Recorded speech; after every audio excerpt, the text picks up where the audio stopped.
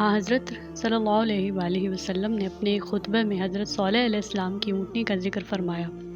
اور اس شخص کا بھی ذکر فرمایا جس نے اس کی کونچیں کاٹ ڈالی تھی۔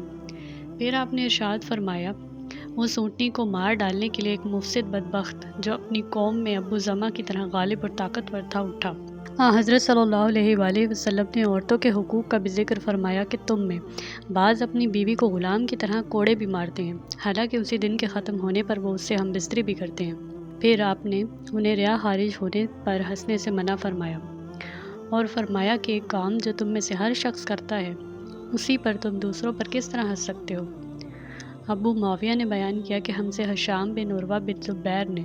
ان سے حضرت عبداللہ بن زمعہ رضی اللہ تعالیٰ عنہ نے بیان کیا کہ نبی اکرم صلی اللہ علیہ وآلہ وسلم نے اس حدیث میں یوں بیان فرمایا، ابو زمعہ کی طرح جو زبیر بن عوام کا چچا تھا۔